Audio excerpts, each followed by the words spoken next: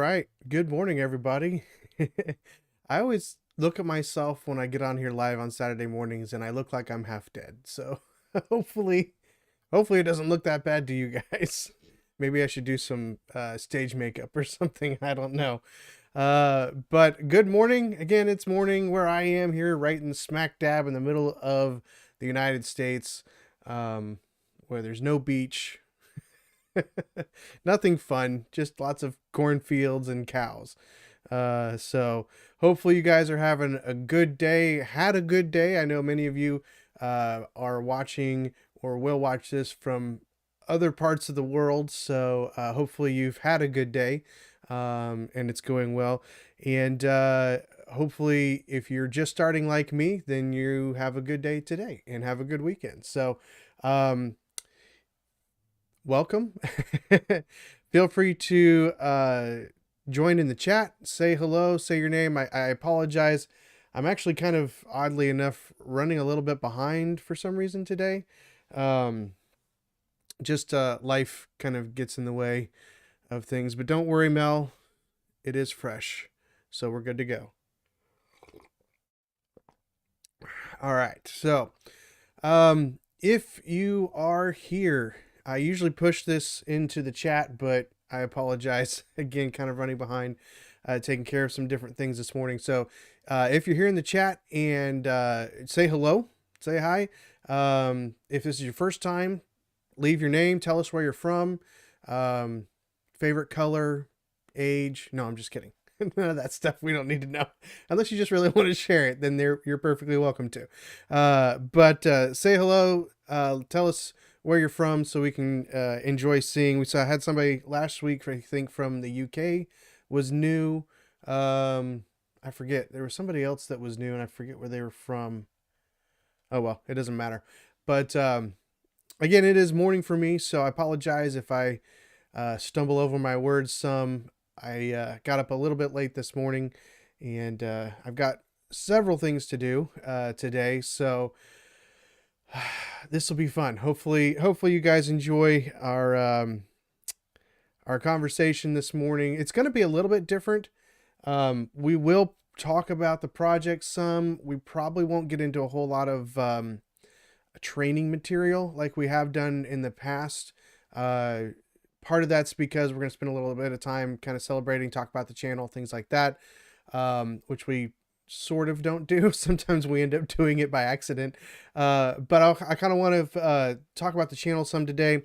We will talk about the project a little bit. But if you are new or if this is your first time, again, say hello in the chat. Feel free to ask questions in the chat.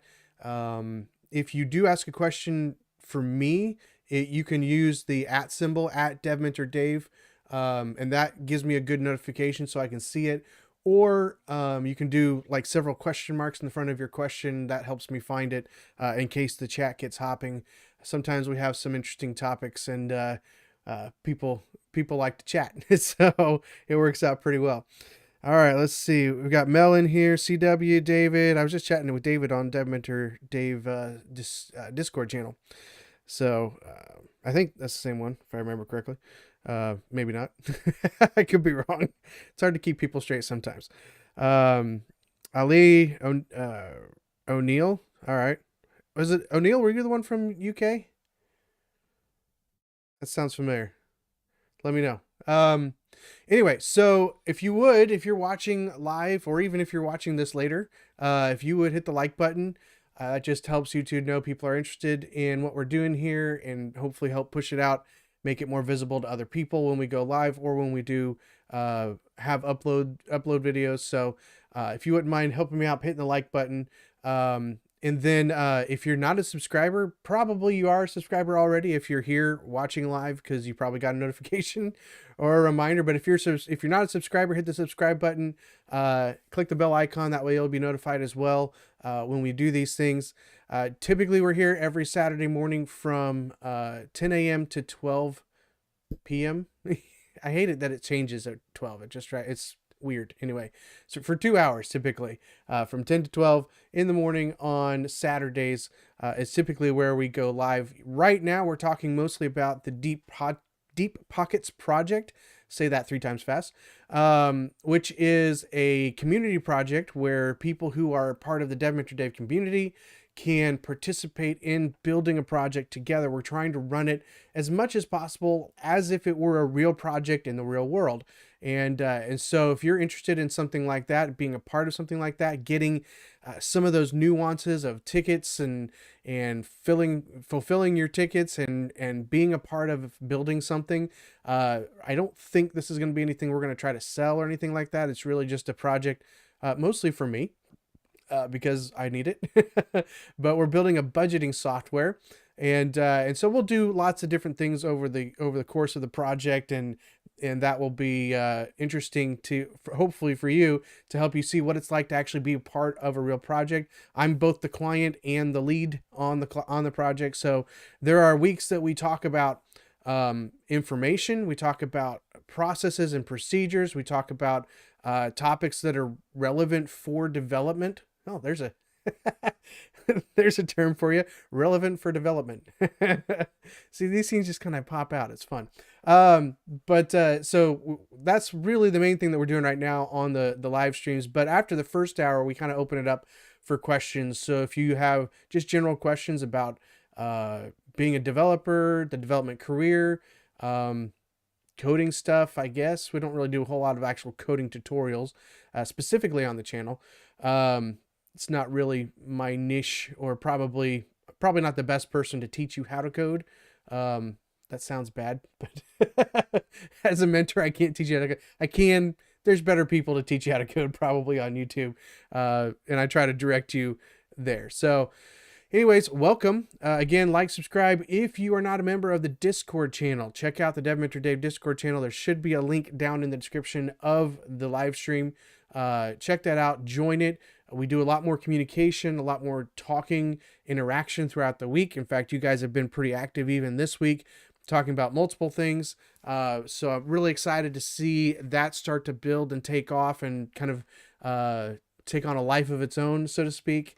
I really enjoy seeing junior devs as well as senior devs. We have some in there who have more experience than maybe a junior dev does. Of course, sometimes they don't maybe feel like they're a senior dev or a mid-level dev, but some of you have some really good experience, and you've been very helpful to others in the process. And so that's exactly the type of community that I'm looking to build. That's exactly what I started this whole thing for. Because I certainly don't think that I am the best mentor by any stretch of the imagination, but I do know that I've had success as a mentor.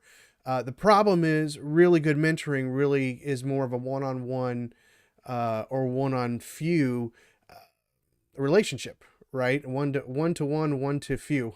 I don't think there's a database for that, database relationship for that. But yeah, so more. It's better for you if you can be one-on-one with a mentor, but my desire is to provide as much mentoring help as I can as one person here, both on the YouTube channel and more specifically in the Discord. I originally, don't say that, Dave. I don't know what that's referring to. Probably the fact that I shouldn't be teaching you code. Thanks, CW. I appreciate it. So anyway, I know I can't do that for everybody one-on-one, but hopefully what we're doing here helps both in the videos, the live streams, and the and of course the Discord channel. I try to be in there as much as I can be to answer questions, but thankfully we have a community. We're building a community.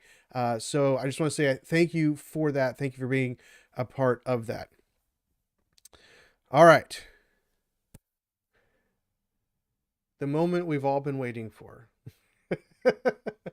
Well, maybe not, maybe not completely. As of right now, oh, I just lost my page. 1 second. Pardon me. Please hold. All right. As of right now, we have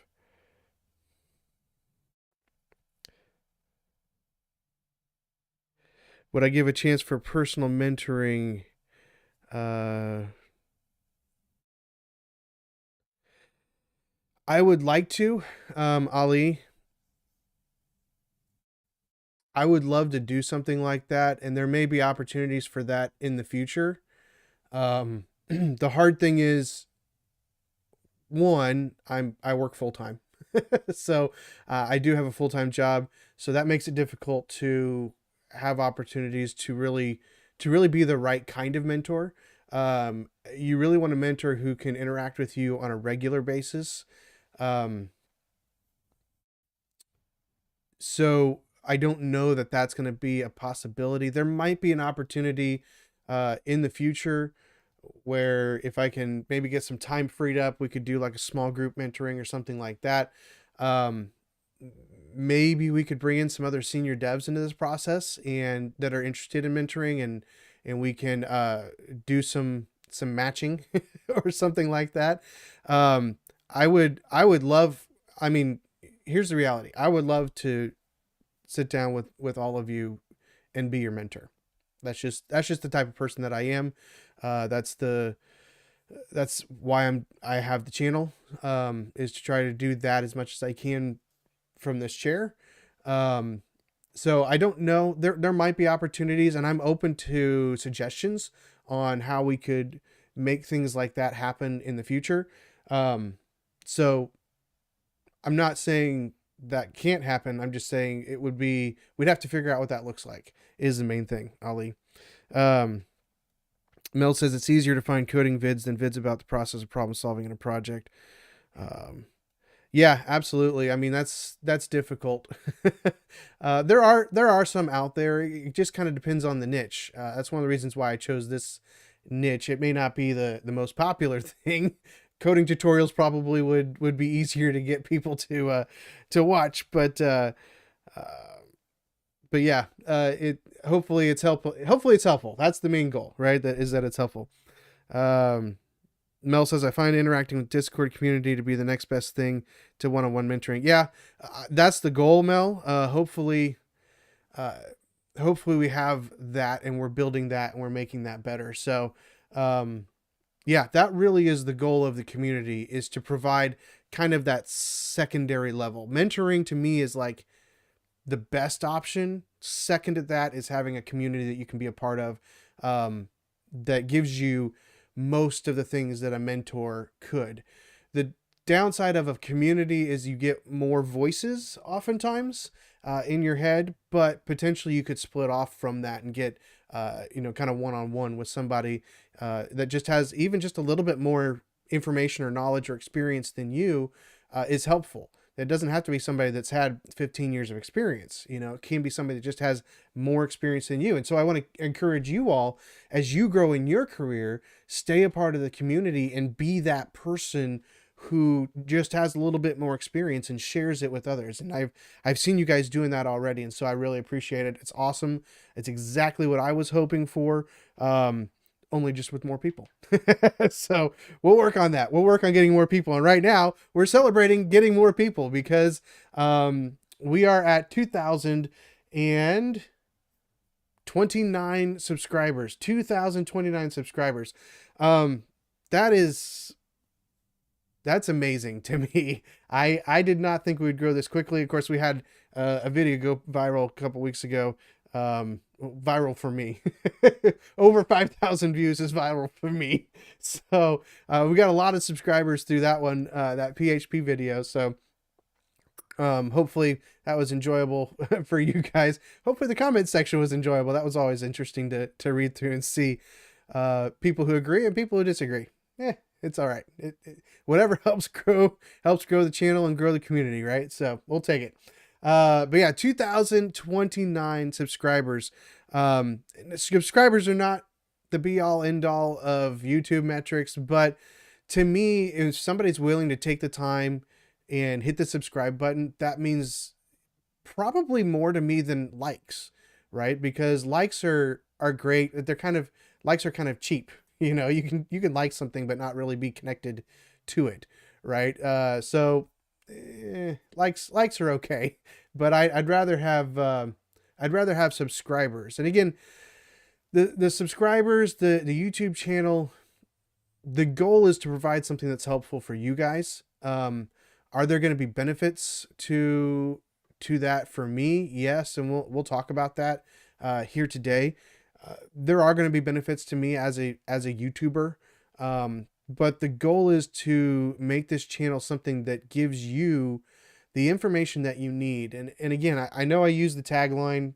I don't know how I came up with the tagline, but it really is true. I want to help you go from just learning code to launching a successful career. I want you guys to be successful, and success looks different from one person to another, and that's okay. And we need to recognize that, that success for you might look different than success for me. Might look different from success for somebody else that's in the chat or watching this later on. So, and we can talk about that. I think I've got a video up talking about what success, bleh, don't say that too fast, success looks like. But hopefully the information on here is helpful to you. Hopefully, you're enjoying being a part of this community. So when I see those subscriber counts climb, to me, that's somebody who's willing to engage more. Now, obviously not everybody who's subscribed is part of the Dev Mentor Dave Discord channel. That would be really awesome if we had everybody in there, and really start building that up. So if you're watching and you're not in there, join that thing, especially if you want help, or if you want to help other junior developers in their journey as well. So yeah, Mel, there's lots of people willing to talk through this stuff with you. That's exactly what I was hoping for. So I'm really glad that you guys are part of this community.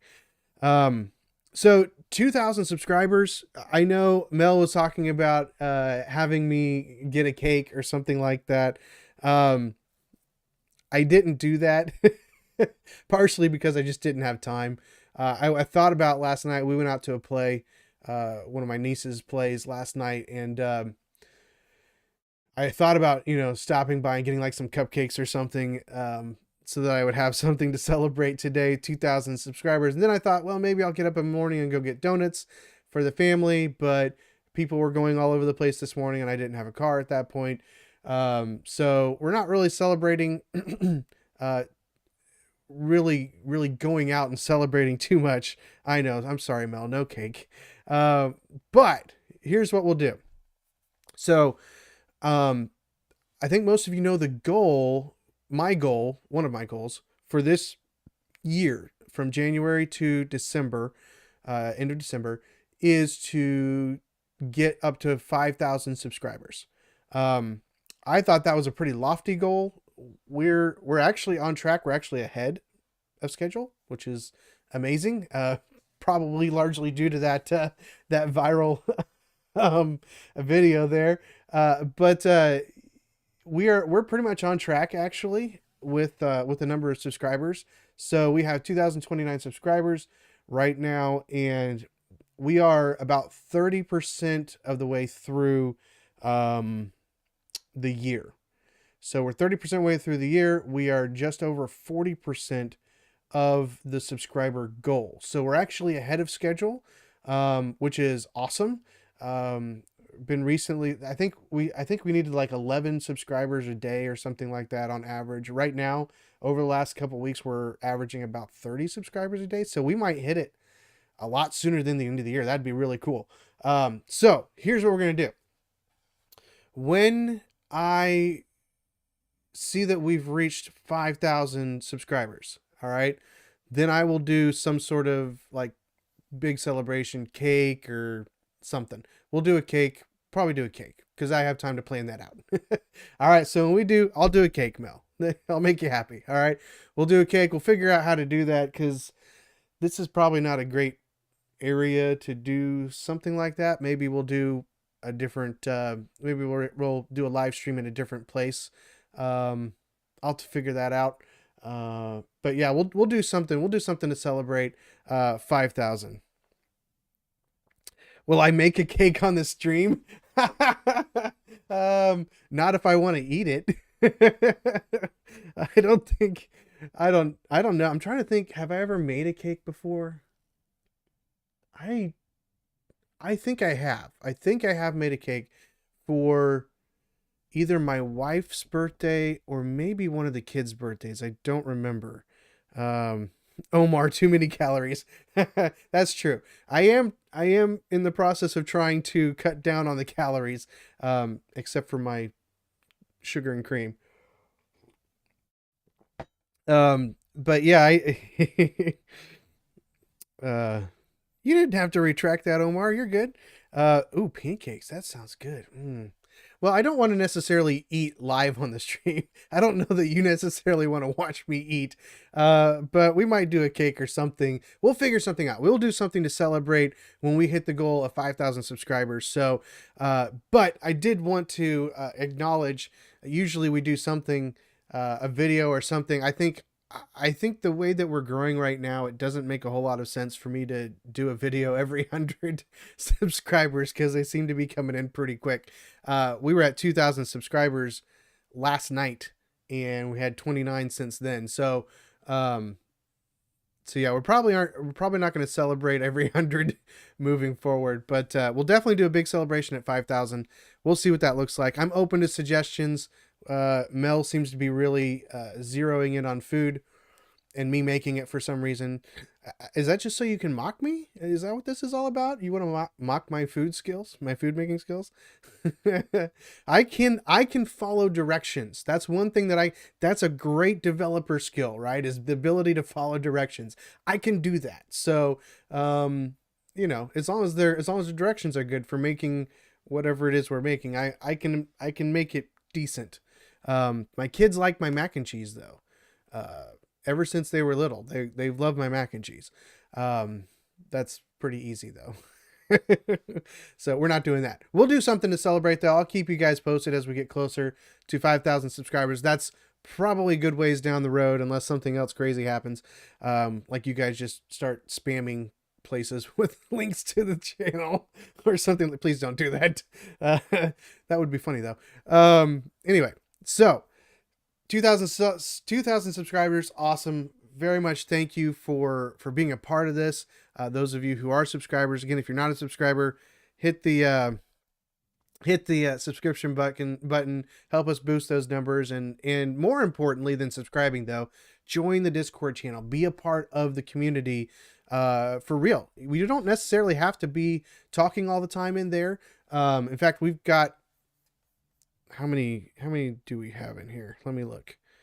We've got 148 people have joined the Discord channel. I don't know if they're all still in there. Is there a way that I can see this?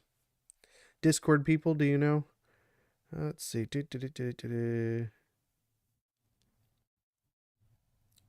Is there a way that you can see members? Nope, not there. Oh, members. Show members and channel list. No. Huh. It just says recent members. Is there a way to see? Oh, it just took a while to load. All right, hang on. 176. Okay, yeah. So 176 members. I was just going on. So that's interesting. How does that work? Only 148 people have hit the like button on the rules page, which is what I was using, but it tells us that we have 176 members. So I'm not sure how that works. That's interesting. Maybe they've joined, but they haven't hit the like button, so they can't see anything. I don't know. We'll see. Anyway, so we've got like 140 or so people in the Discord channel. We've got 2,000 subscribers. You don't have to say anything, but you might learn a lot from other people if you're in there. So I really suggest, even more than subscribing. It'd be awesome to me if we had more people in the Discord channel than we do subscribers. That'd be great. Because that really is where the community is. We have all my stuff, videos and live streams, things like that here on the channel. But really the Discord channel is where the community really is, and where it will probably mostly thrive. So be a part of that, join that if you haven't already. But thank you for subscribing. Thank you for telling others about the channel. Thank you for everything that you've done. I did want to give a few updates on the channel itself here on YouTube. I'll probably put a post up with these today or tomorrow. I've got a lot of things going on right now. Um, Most of you probably know I'm a pastor, and today I'll be pretty much eaten up. I'm actually preaching tomorrow, so I've got some time to prepare still for that. So I don't know that I'll get it up today or tomorrow, but maybe Monday or maybe Sunday night if I have time. But I wanted to go over a few things with the channel, just kind of where we're going from here, as far as a few small tweaks. I just yesterday, I didn't take down the website devmentorDave.com. I just changed the page that is there to point to the Discord channel. Again, right now the Discord channel is going to be that place where we build the community. And I was getting a lot of spam stuff through that. Once in a while I do get some actual emails from people, and I try to respond as often as I can to those. Sometimes they're just like, hey, create a video for this, so I don't necessarily respond to that. But I just getting a lot of spam and stuff. I thought it's just better if I take that down, point everybody to the Discord channel, since that's where we really do most of our interaction. So that's just a quick update. The devmentordave.com website is pretty much pointless at the moment, but I'm not going to get rid of the domain name. So it just points back to the Discord channel. If you were looking for a way to contact me, the best way to do that would probably be through the Discord channel, or leave a comment on a video or something like that. So let's see if I'm missing anything here. I never mock cake making so long as it has bright pink icing. I'm not really an icing fan, to be honest with you. I actually like cake. I like a good moist cake, but I could have cake without icing absolutely 10 times out of 10.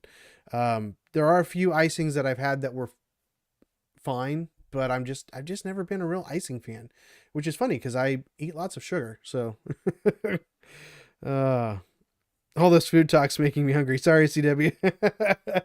It's kind of making me hungry too, actually. I could go for some eggs and bacon or something. Good morning food, right? All right. So channel updates. The website form is closed, for now. Everything will be done through the Dev Mentor Dave YouTube channel or the Discord server. So if you need to get hold of me specifically, go through one of those things. Another quick note: next week, I'm sorry, but I will not be live next Saturday. We have a family thing that we have to do, so I'm not going to be able to be on here. Even if we hit 5,000 subscribers, I won't be live. Well, I might go live real fast if that were to happen, because that would be crazy. But so next week, programming change, no live stream next week. Again, I will put up an announcement for this just to make sure everybody knows. Because I won't be able to be here at the house doing that. So that'll give you guys a little bit more time to work on your database schemas, as we'll be talking about that the week afterwards, probably. So no live stream next week.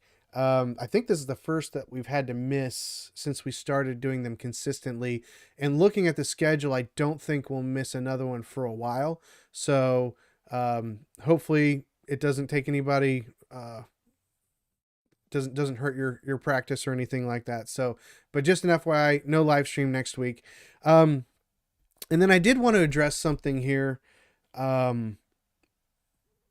Really just from a full disclosure standpoint. Obviously everybody knows,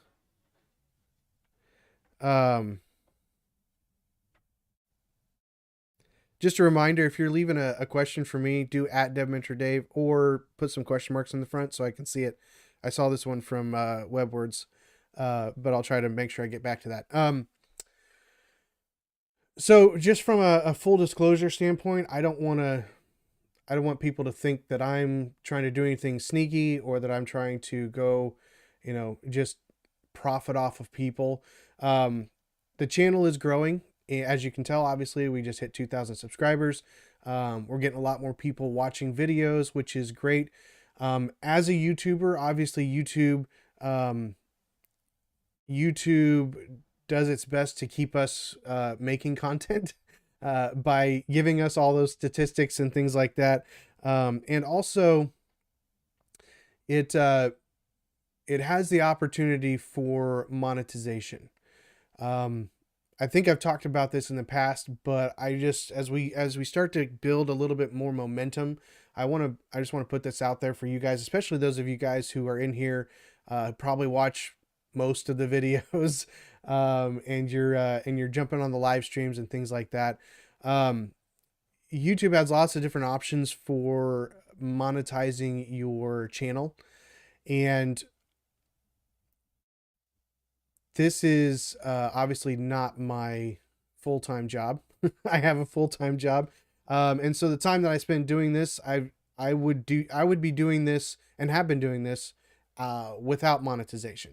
So the opportunity for monetization on the YouTube channel is a bonus. It's a perk. If that happens and when that happens, I think it will eventually at some point. But I want you guys to know that I am not creating content just to build up the channel so that I can make money.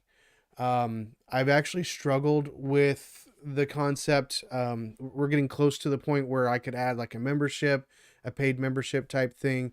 I don't want to do that, at least not right now.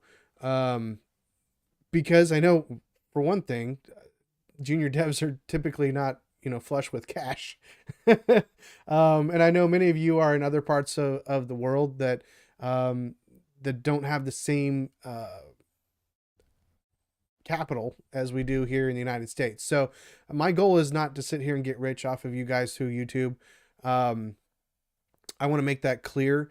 I will probably participate in some aspect of the monetization, just to help with the YouTube channel, to give a little bit of monetization back from it, just for the time that I do spend. But I want you to know that I want to commit to you guys that I'm not just going to sit here and do a bunch of things to try to build up numbers so that I can make more money. The goal of the channel is to build a community. Really, the goal of the YouTube channel is to drive people right now into the Discord channel. Maybe that'll look different in the months and years to come as far as where that community is located. But the goal is to build a community so that we can. I want to do something that will change, that will make an impact in how we go about bringing junior devs into the industry, because I think that process is broken, and I see so many junior devs who are struggling and who are trying to figure out their next step, who've done all the things that they've been told to do, and they're not getting the results that they've been told they should get. And that frustrates me. And part of that's just a reality of the market. Part of that's just, where we are in history from a development standpoint. I'll be honest with you, there's probably a good number of junior devs who development probably isn't for them, but they were able to get through a boot camp or some sort of training, and so they expect certain things, right? And again, I'm not saying that they're bad or that they shouldn't necessarily, but there's a possibility that they shouldn't actually be devs. It's just not the best thing for them, and that's okay. Not everybody is built to be a dev, and we need to be realistic with that. We need to be okay with that. But the whole impetus of me starting this channel was not to make money. the impetus of starting the channel was to build a community, to drive people from here to a community where we can find some way to change the way that junior devs get into the market and get the mentoring and the help that they need. Because at the end of the day, regardless of what the numbers say, regardless of what your experience is, we need more developers. The problem is we need more senior developers, probably. Excuse me, in many of the places that we need developers. And so that's one of the reasons why the marketplace is so hard. So what in the world? Sorry, I just saw something from Dimitri. If you turn off monetization, YouTube puts your channel down. down on the list of recommended. Huh, really? That's crazy. I never thought about that. Google wants to earn money, so they promote channels with lots of ads. Huh. Well, again, the goal of the channel is not necessarily to help Google make money. The goal of the channel is to build a community, right? Please no ads on live streams. I miss too much when they double up on me. Yeah, I definitely don't want ads on in the middle of our content, right?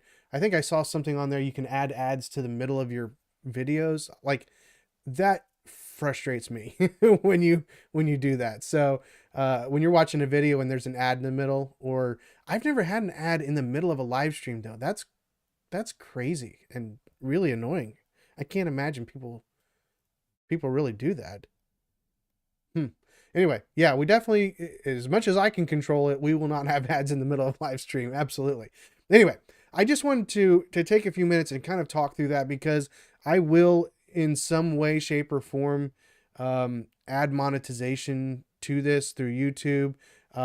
Maybe at some point we'll have some sort of membership where we do something specific with those members. I don't know what that would be at this point, because everything that we're doing right now to me is better live or better for people at large.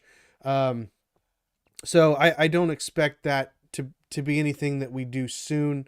I know there's other options, super chats and things like that. I may turn that on, but it's certainly not something that I would necessarily encourage you to do. Again, this is not the goal for this channel is not to try to build it up so that we can make money off of it. If that happens, that's great.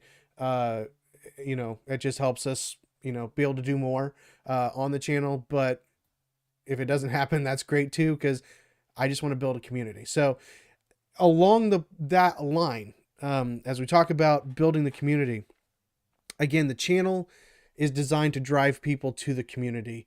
So if you have suggestions, if you have ideas, if you have things that you think would be helpful, like for example, Ali was just talking about more direct mentoring, right? So that might be something that we could add future down the road. So if you have ideas for making that community better, again, not necessarily the channel will be what it is, but we want to drive people to the community either on Discord or something else in the future. And so if you have ideas for that, please send them to me. Feel free to leave them in the Discord channel. There's multiple suggestion boxes in the Discord server, so feel free to look at that. If you have YouTube Premium, there is no ads. It's cheap. Yeah, if you have Premium, I think they give some of that money that you pay to the people that you view too. So that's interesting, but I've never looked at that. It looked expensive to me. Maybe it's cheaper where you are. I don't know. I try not to pay for too much entertainment if I can help it. Maybe that's it again, why I'm not necessarily looking to get rich off of YouTube, because I don't want you to have to pay for entertainment and education if you don't have to, right? Oh, New York. Huh. I think it'd be more expensive there. It seems like everything's more expensive on the coasts as opposed to the lovely Midwest where we have corn and cows. So yeah, anyway. Okay. So that's the channel updates. I just wanted to talk through that with you guys. I know a lot of you probably know that I am not just here for myself. My goal really is to be here for you guys and to help you guys grow your careers and to help you become mentors to help others grow their careers. Because that's what it's going to take in the long run to really change where we're at from an industry standpoint. But I have other ideas that I'd love to be able to try to implement down the road as we build a community as well. So, but I want to talk through those things because we are getting closer to the point where some of those monetization things will become relevant to this channel, and I wanted to talk through that before we get there, before you start seeing ads that maybe you don't see. I don't know. I don't watch my videos. I don't know how that works. But I wanted you to kind of be aware where we're at from that standpoint, what my desire is and what I'm thinking right now from that perspective too. One of those things is merch.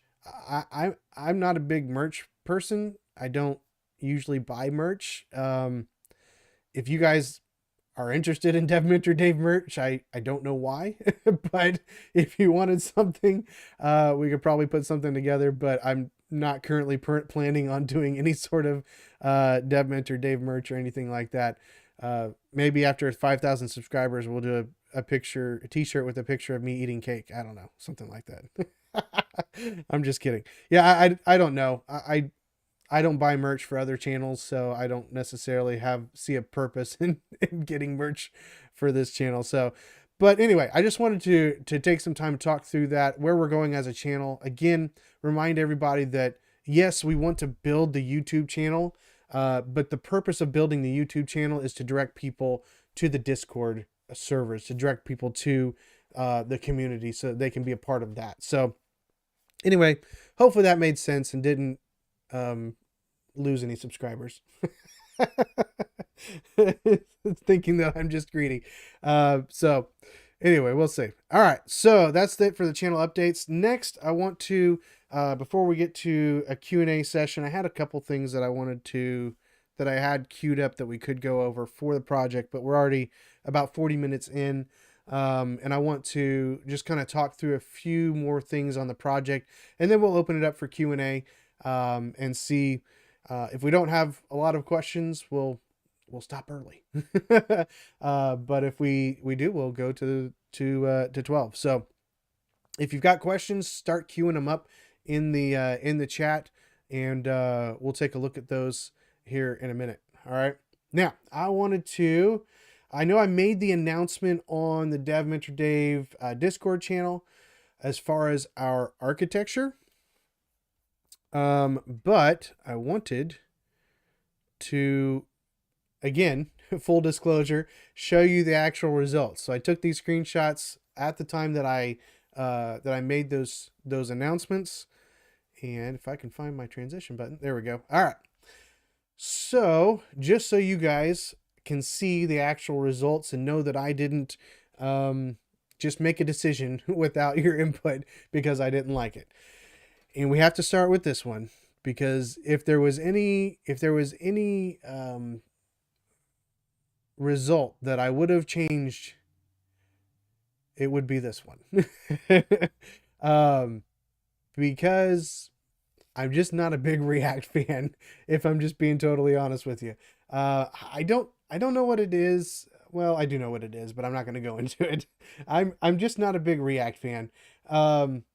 It's fine. It's not terrible. I understand sort of why a lot of people like it. Sort of. I'm just not a big React fan. I develop in it when I have to. But so I'm a little disappointed in you all as a community. I'm just going to say it, that you would pick React, but that's okay. I forgive you.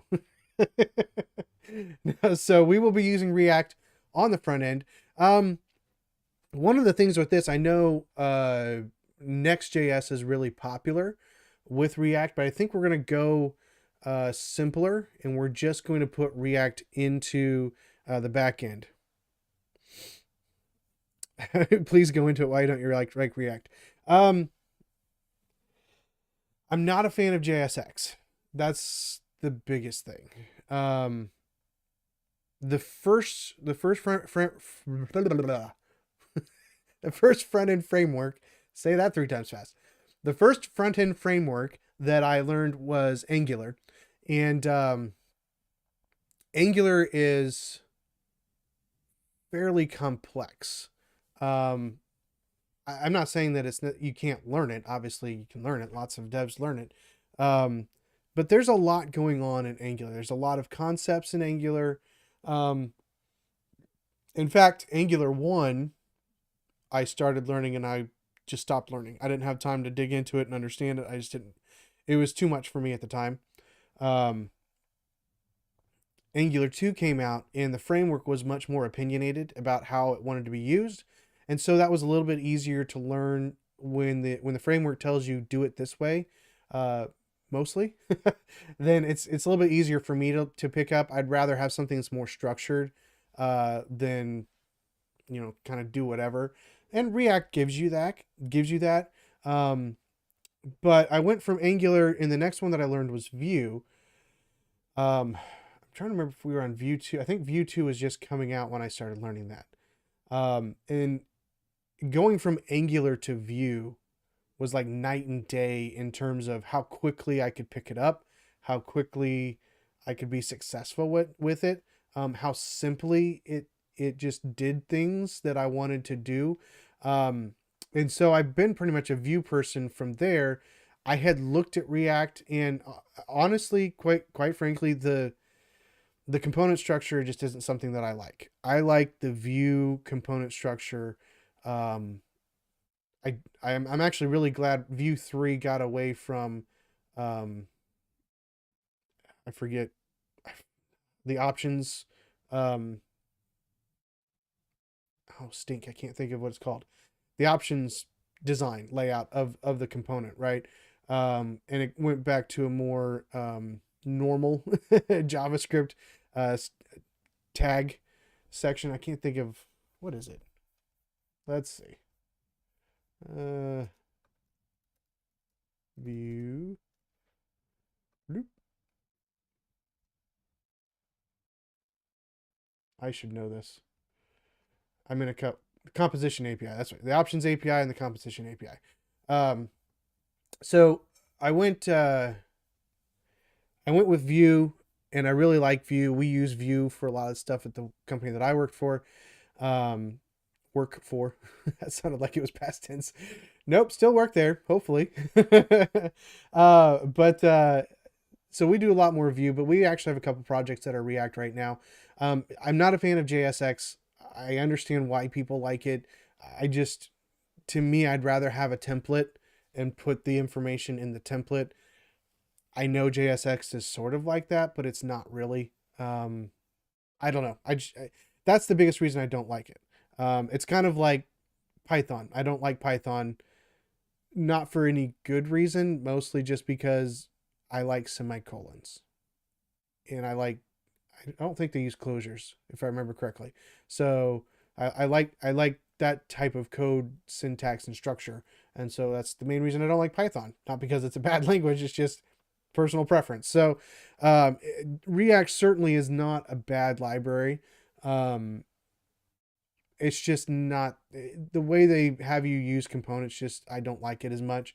I feel like I feel like many times React people who use React try to get way too granular, and way too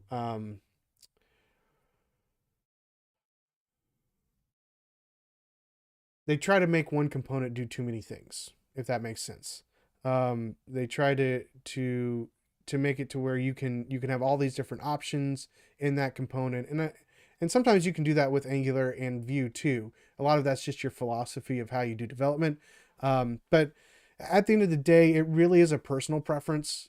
I don't have a great argument to say that it's a bad front end framework. So it's just not my favorite. So that's the main reason why I don't like it. It just does things weird to me. Um, it's just odd. It doesn't make the most sense to me. Vue makes the most sense to me in the way that it's laid out, the way that the components are structured. So hopefully that answers your question, Mel. All right, so React on the front end, much to my chagrin. And then also the CSS we're going to be using is Tailwind. Now this was actually surprising. We actually had Bootstrap in there a good bit. I didn't know if anybody was really learning Bootstrap that much these days. That would probably have been my go-to on this, but just because I'm more familiar with Bootstrap than any of the others. I've used Material, don't really care for it. But most of you obviously didn't have a preference, so the winner here is Tailwind. I am actually looking at several Tailwind component libraries to make things a little bit easier. I haven't found one that I really necessarily like that is free. That's an important thing. Important note there. So if anybody has any suggestions on a Tailwind component library that you like, certainly feel free um, to pass that along. Uh, yeah, Mel says newbies are told not to use Bootstrap if they want to learn. I get so frustrated with people telling people don't use that if you want to learn to do things the right way. There are so many options. There are so many things that you can use as a developer. To state that one is the wrong thing to do, again, like for me to say that React is the wrong thing to do is dumb. It's just my bias coming out, right? It's my bias that says I don't like React, right? To tell you that that's the wrong thing to do is wrong. So anytime someone says don't do that, please take that with a grain of salt. Anytime someone says you have to do this, take it with a grain of salt. There are so many languages. There are so many different ways to do things in those languages. There are so many frameworks. Yes, there are often best practices that people find as they do things over and over and over again. But I've even found from company to company to company that I've worked for, the best practices tend to change over time as well. And from one company to another as well. So if somebody's telling you don't use that, take that with a grain of salt. They may have good reasons for it, but that doesn't mean that you shouldn't investigate it for yourself. You shouldn't see if it's something that you should learn. I know a lot of people who really put down the idea of Vue. And I think Vue is the best front-end framework. I think it's awesome. And so everyone's going to have their opinion based on their experiences, based on their likes and dislikes, based on what they think is good or better or best. And so just always take anything I say, always take anything that you find on YouTube or TikTok or wherever else you're getting your coding help, or even in person. Take everything with a grain of salt. Realize that we're all coming at things from our opinion, from our experience. And if you're interested in something, go learn it. If you want to go learn COBOL, go learn COBOL. There's actually COBOL jobs out there. If you don't know what that is, COBOL's a very old database language. Some companies, especially big financial organizations, still use it because it still works and their databases are old. So if you want to go learn COBOL, go learn COBOL. Stop listening to people who tell you shouldn't learn things. Bootstrap is a perfectly fine front-end framework. Is it older? Yeah. Is it maybe not the flashy thing? Yeah. But it's perfectly fine. It'll be a good introduction to using front-end CSS frameworks. But we will be using Tailwind. And to your point, for who was it? CW, Tailwind can get messy too. Yeah, it can get real messy. You start adding all these different classes to your elements to get the exact style that you want. Yeah, it can get really messy really fast. So yeah, I mean, there is no perfect tool. I want to say that, okay? There is no perfect tool. There's no perfect language. There is no perfect career path. We have a plethora of opportunities and ideas and new things always coming out. So don't limit yourself. If you see something you think it's interesting, take some time and learn it. It may turn out to not be something that you use, and that's okay. But go learn it. Enjoy it. Enjoy the process as you're learning it too. So listen to people, but listen to us. But at the end of the day, make your own decisions. It's your career, not ours. All right. So if you want to go learn something, go learn it. All right. Let me see. I think it's because using something that abstracts or does a lot for you can prevent you learning. Absolutely, Mel. Absolutely. That's why, I'm going to suggest as we get into this project, when we use these frameworks like React, right? Don't just learn a framework. Learn JavaScript. Learn what's lying underneath that so that when that framework doesn't do exactly what you want, you can tweak it. You can do things that you want to help you accomplish your goal and not rely on that other thing, because the more you rely on tools, this is why I'm not a fan of junior devs using, Copilot. I have a video on that, right?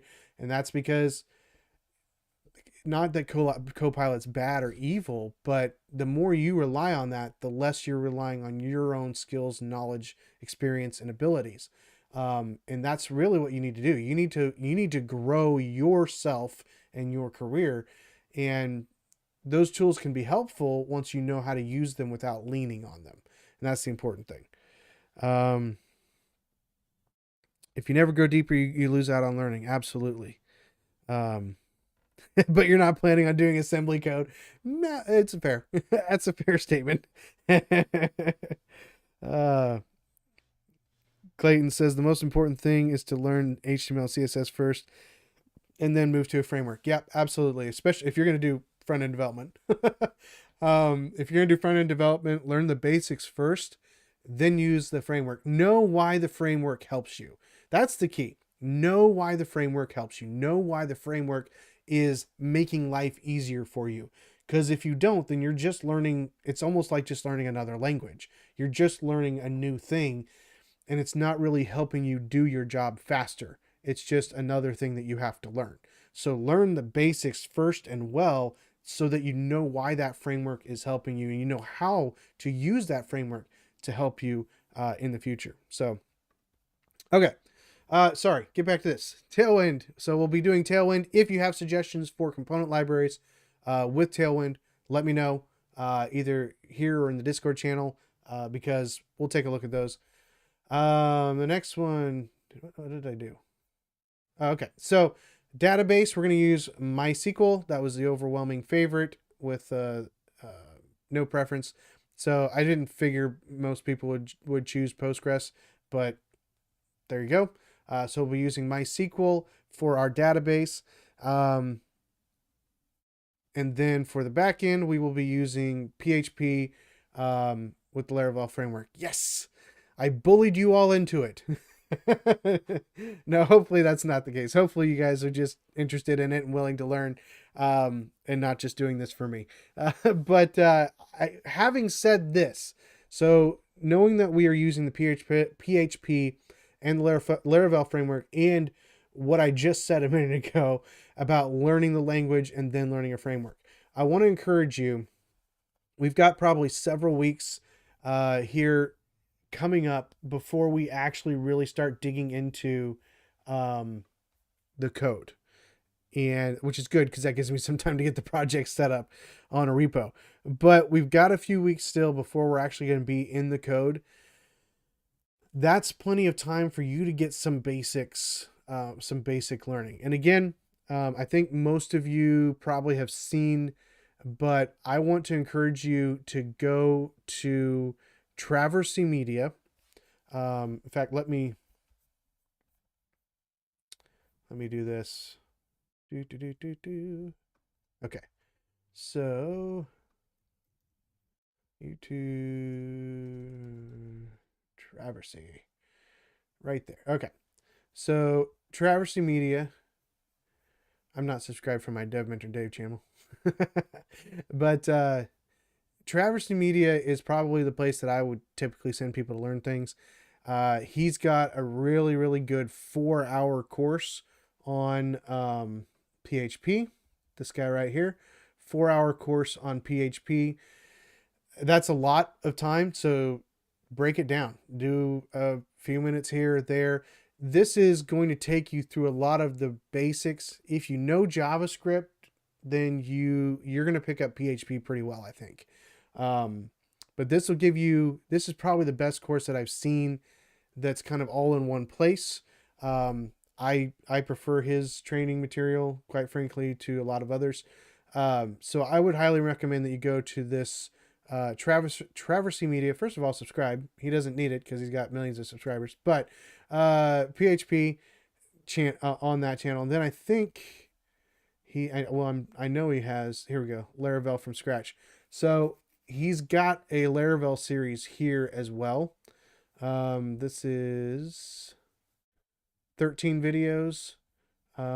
This is kind of old. It's 6 years ago. I think he's got a newer one. Hang on, let me look. I feel like he's got a newer one. Yeah, here we go. Okay, so this is more like the PHP one. This is about 4 hours learning Laravel from scratch. Again, please learn the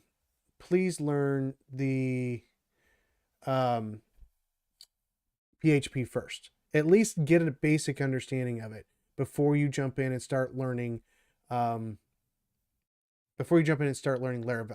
Know the base to some degree before you learn the framework. All right. But those are two places right there at Traversy Media that I would highly suggest that you go take a look at for learning PHP and learning Laravel, as that's going to be the back end language and framework that we use for the DeepPockets project. So go check that out.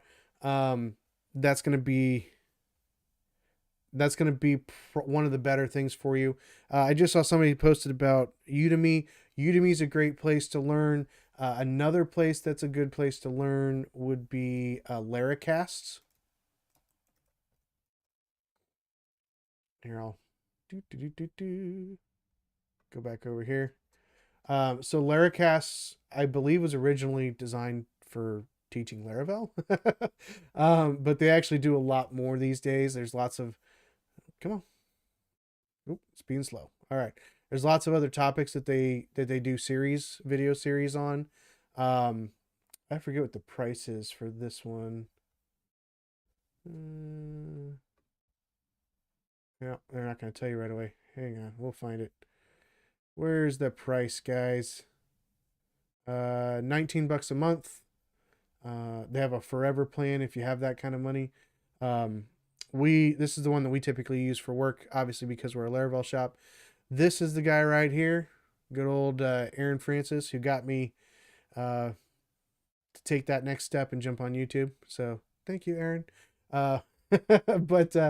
So he's on there with some series. Anyway, so this would be another option for you. Obviously, correct. Udemy might be a little bit cheaper for some people.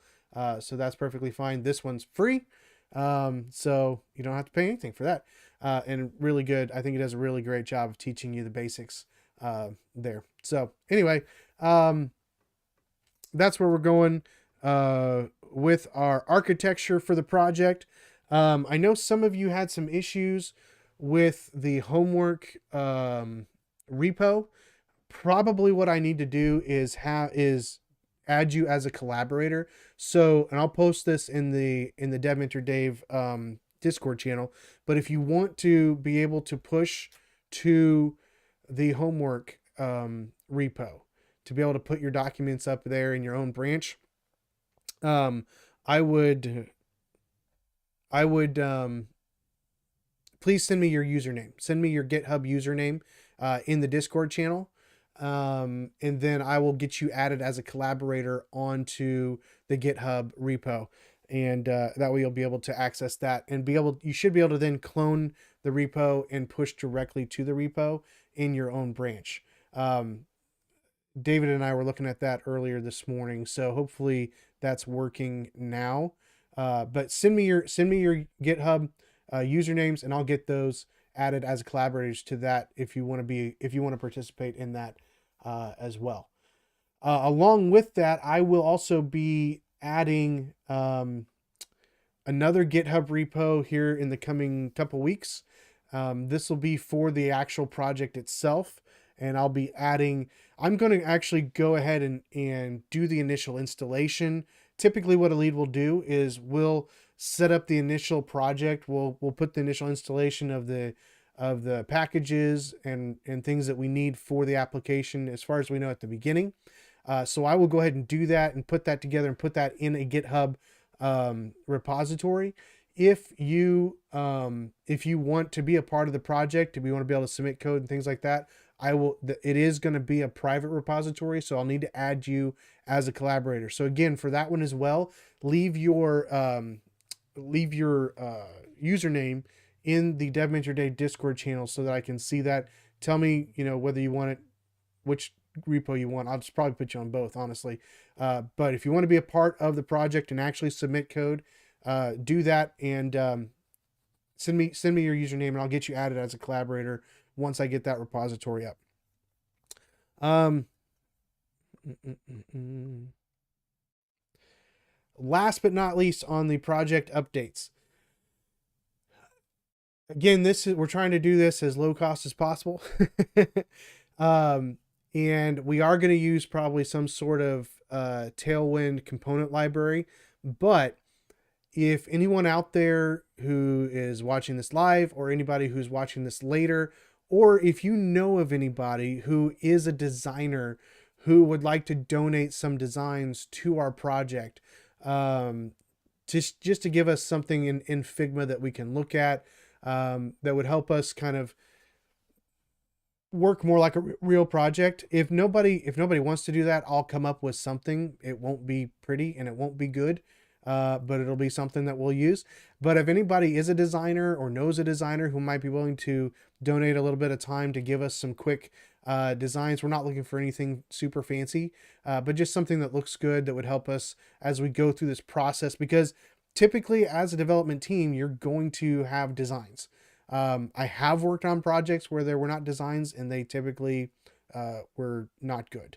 So at least they functioned, but they didn't look very good. Because again, you don't want me designing it, just quite frankly. So if anybody is a designer or knows a designer, somebody that might be interested, please have them contact me.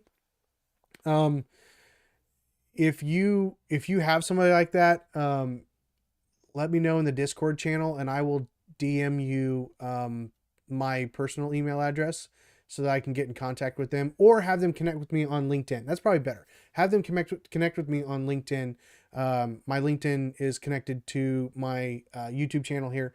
So just have them go to my LinkedIn. They can direct message me from LinkedIn if they're interested, or if you're interested in helping out with some of the designs. It would just be really nice to have even some basic designs so that we can kind of follow more the standard process of how we typically do application development. So if anybody wants to participate in that, or know somebody that might be willing to donate some time to that, please let me know. Have them contact me via LinkedIn. So, all right. We've got some good chat going on here. Welcome, Bob. Good to have you. And Clayton. I don't know if I saw Clayton earlier. Good to see you all. Let's see. You guys are talking to each other. Yeah, Laravel's in version 11 now. I don't usually switch right away just to let them kind of get the bugs. That's kind of like my phone. I don't update right away. I let them find some more bugs and fix them before I update to the most recent things. So Ali, what about data structures? So data structures, we're going to talk about those in our next live stream. I wanted to give you guys a little bit more time to update your own now that we've got the GitHub repository in place for you to upload to your own branch. We're going to discuss those and kind of pull from a lot of the things that you guys have done and give us our kind of initial database structure in our next live stream, which will be 2 weeks from today. Again, don't forget, those of you who might have jumped on later, we do not have a live stream next week, and I'll get an announcement up for that so that everybody knows what's going on with that process. So no live stream next week, but the week after that, Ali, we will be going through the data structures that you guys have submitted. We'll be going through and kind of looking at what are some good things, maybe some not so good things, and then taking from there what we should be doing. Because one of the other things we'll be talking about next week, in a couple weeks, is starting to plan out our actual development. So what pieces are we going to develop first? How are we going to go through that process? How do I typically do that in a project? Some of that depends on what devs I have and how many developers I have and things like that. So we're going to talk through data structures. We're going to talk through kind of planning the initial work on our next live stream. Excuse me. So yeah, definitely a lot more things that we need to discuss. Again, today was a little bit more kind of broad information and looking towards the future of the project and celebrating having now 2030 people subscribe to the channel. So that's the plan for that, Ollie. So in 2 weeks, no live stream next week, but the week after that, we'll be going into those data structures and kind of finalizing that. At that point, we'll also have the project repository and the project wiki, because I have the ability to add wiki pages. So I'll be putting documentation for the project on the project wiki. So you should be, if you're part of if you're a collaborator, then, and again, you can join as a collaborator and you don't have to actually submit code. Okay. So if you just want to join as a collaborator to get access to the wiki, that's fine. Send me your username. We'll get you added. All right. So if you want to get access to that, we'll put all the information will be in that wiki. I'm looking at how to get all that set up now, because GitHub's weird. I've never really used GitHub. I've used Bitbucket more. I've used GitLab some. Don't care for GitLabs either, but Bitbucket's a little weird. I'm trying to learn it. I'm trying to force myself to learn new things, right? Just like you guys. So I'm working on it. I'm trying to get better, trying to add things to my skill set. So hopefully you guys are appreciative of that. I know a lot of you probably already use GitHub. I just never really have, and so I'm trying to learn some of these things, and hopefully it'll be helpful to you along the way. CW says, DevMentor Dave, it would be nice if we can fill a Google form for applying access to GitHub. That is a great idea, CW. See, this is why we have you guys, right?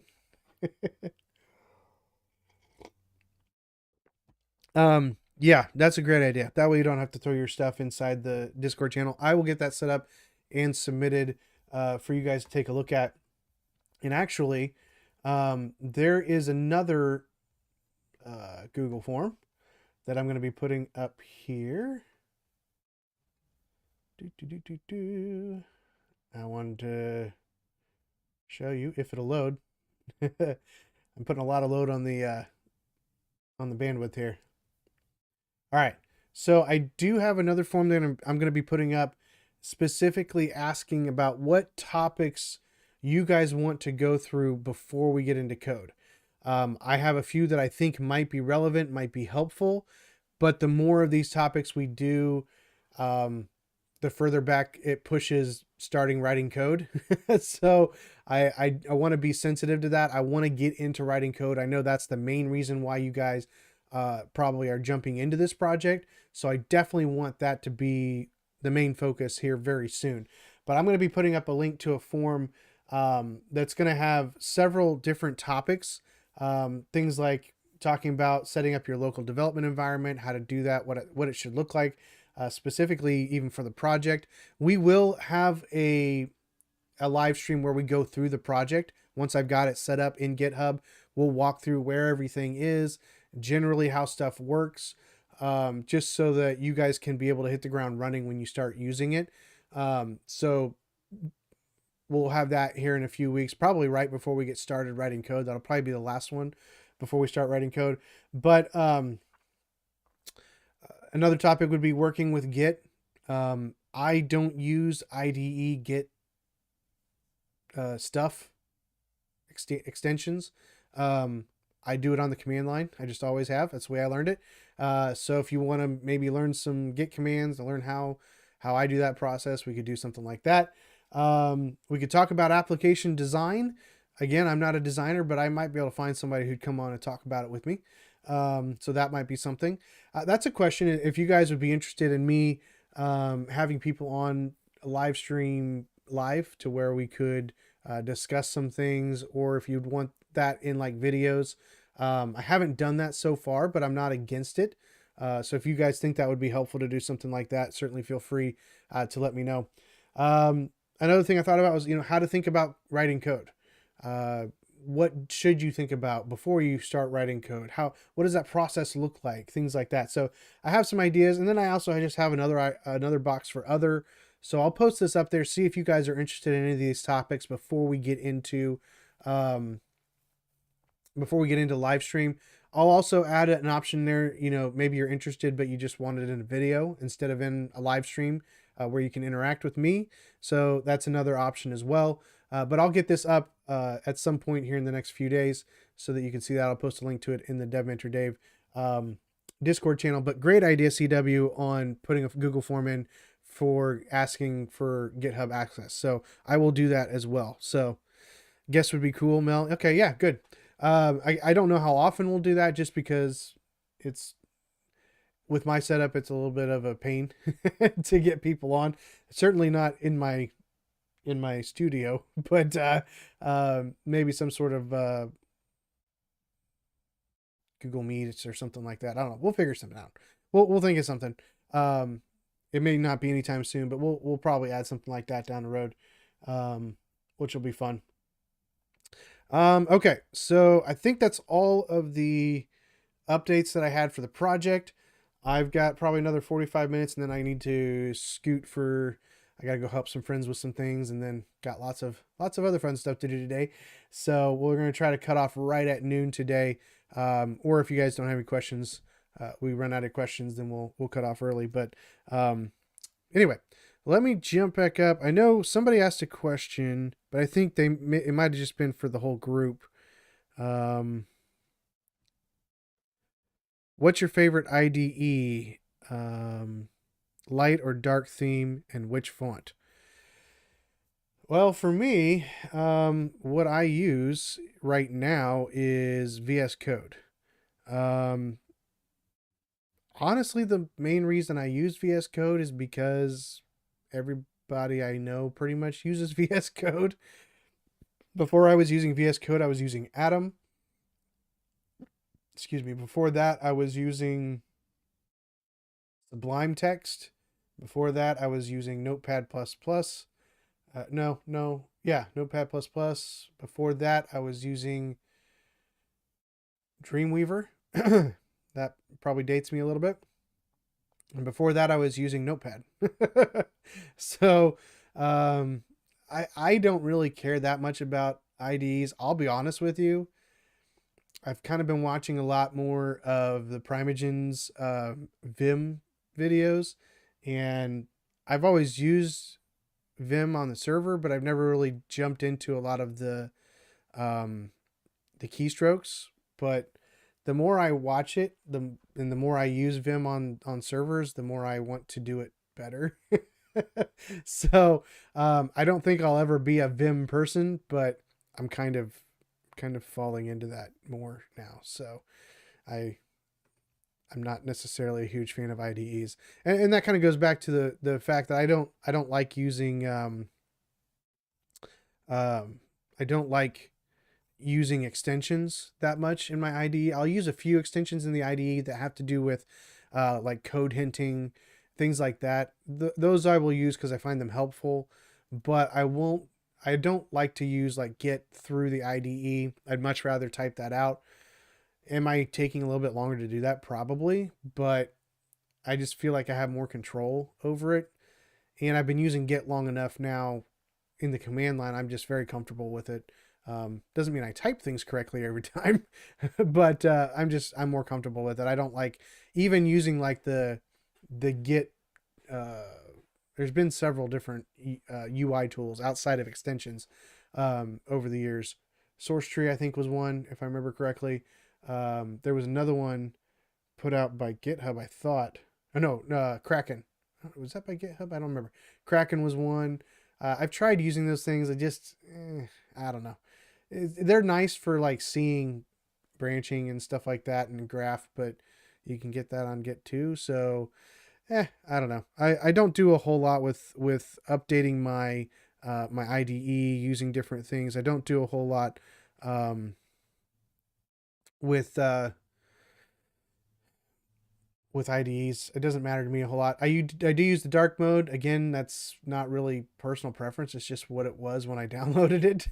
That's what I see most people using, and I don't even know what font I'm using, whatever the default font is. So, for me, it's not. It really doesn't matter to me what the IDE is. I can use whatever. I don't use all the tools of an IDE. That's probably something that I should be better at. As a senior dev, I should probably know my tools better, and I should probably use them better. I don't really. So that's probably a bad thing. Quite frankly, you should know your tools better and use them better. I did see David, that you put in the links into the chat in the Discord channel. Those are the correct links. So thank you for throwing those in there for me. See, this is why we have a community. It's not all on me. Awesome. So yeah, I'll get a Google form up for the access to the repos. Great idea, CW. Let's see. Dev Mentor Dave, did you ever have a mentor when learning, or did you depend on team members and community to give you direction and feedback? That's a great question. But Mel, you would know the answer to that if you actually watch my other videos. No, I'm just kidding.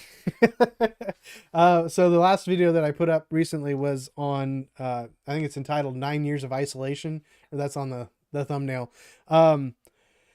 When I was a junior, I would say when I got my first real development job, I really wasn't a junior anymore. There were a lot of realities of being a junior that still applied to me, but I wasn't really, I wouldn't say I was a junior at that point. So I have had people that I would call mentors.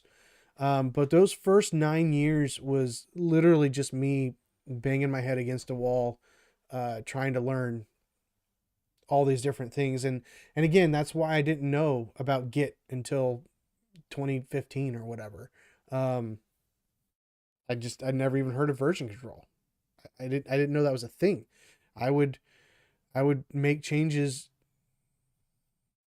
locally, and then I would push those changes directly to production.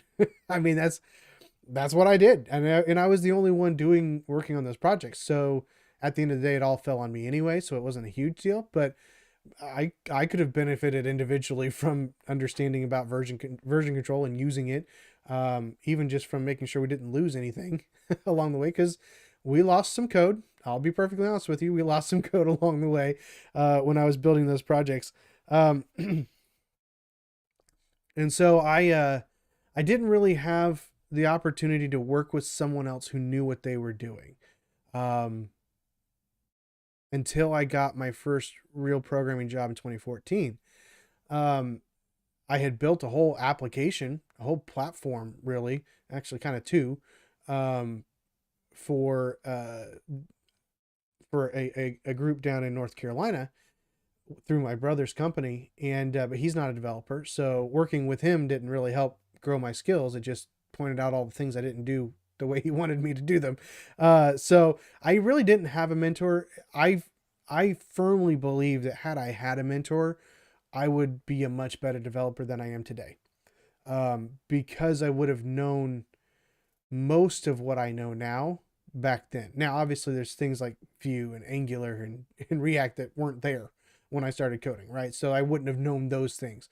But just from a not just a language understanding, but even just a how do you be a developer standpoint, how do you work on projects, how do you interact with team members, all those different things, I didn't get that. And so, I mean, I'm a fairly easygoing person. I get along with most people pretty much. Even if they don't get along with me, I can usually get along with them. And so working with a team has never been a problem for me, but there's certainly things that I wish I could have learned before I was part of a team, or wish that I had gotten into a team early with a mentor. I would say the first mentor individual that I have is a guy by the name of John Spector, or Jonathan Spector. And he and I are still friends today. He's in a different part of the country, moved away, but we still chat. I actually was just chatting with him a few days ago. But he was really good at encouraging me to learn new things, and giving me opportunities to learn new things. That was the biggest thing. And honestly, we would learn new things together. That was, he became my mentor when the AWS really started becoming a big thing. And we'd get these emails about all the new tech that's coming out from AWS and stuff like that. And so we'd talk about it, and we'd go learn new things together. But oftentimes he would learn new things and then he would teach them to me. just because of the structure that we had. I'd have other things that I needed to be doing. And so I would say he's probably the first person that was a mentor to me. Um, he was my director lead. I forget what the title was at the time. He would have been my lead at the time, and there was a point in time where um, it was just he and I in the development team that we were in. Um, and so we actually had a lot of time to spend together on projects, and so that was really a lot of one-on-one time, like we were talking about before, and that was really helpful. I wouldn't say that he helped me learn development as much as he just helped encourage me. And that was a weird situation when I got let go from that job. And he was, I mean, he fought to keep me as much as he could. Um, so we're still friends today, which is great. But I would say he was probably my first mentor, and that would have been well, that was near the end of my tenure with that company. So it would have been closer to 11 years, um, of actually going without anybody really mentoring me. I had bosses because I started in 2014 at that company. I was there for a couple years before he and I kind of got connected. And I had bosses before, but they were often very aloof.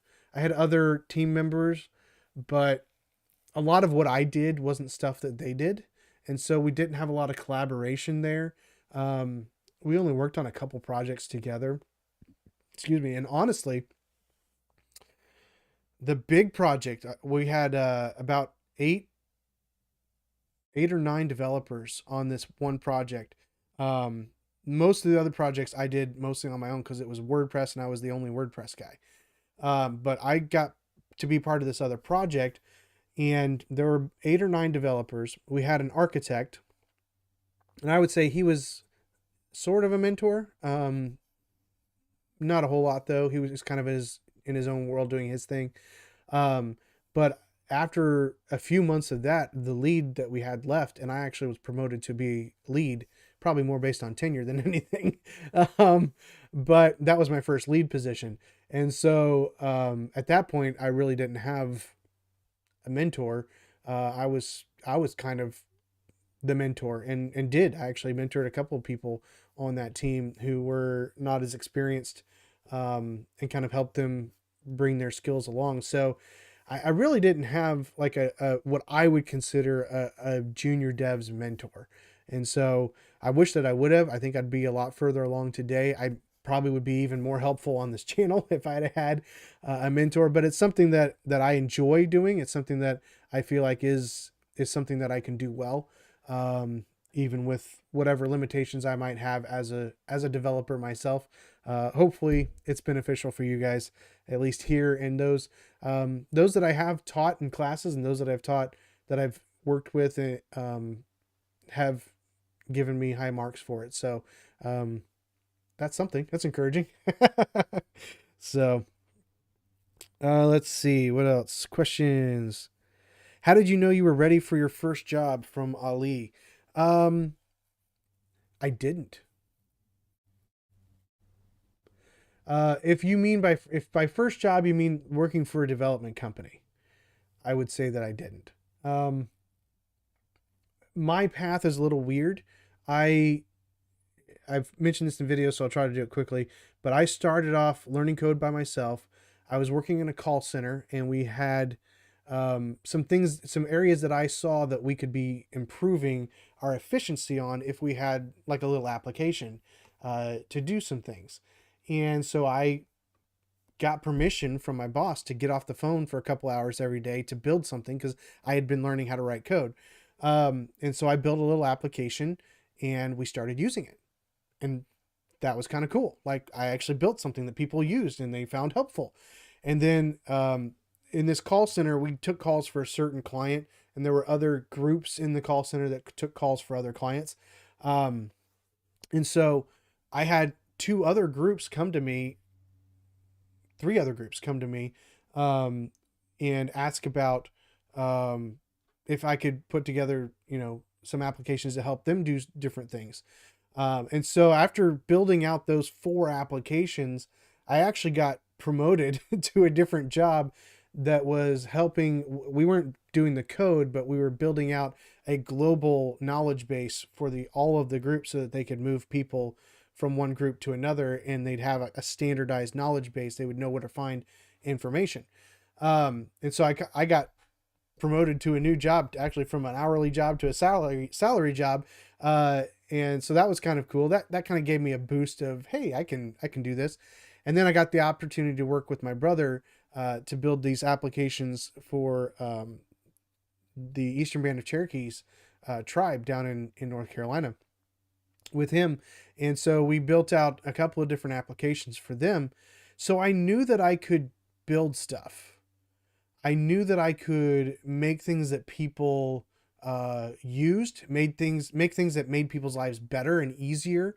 So I knew I had the ability to do that. What I didn't know is if I did that well enough compared to other people who were doing it in a real development job. Now looking back, I would say that I had a real development job, but when I was there, I didn't think of it as a real development job. I thought of it as working for my brother.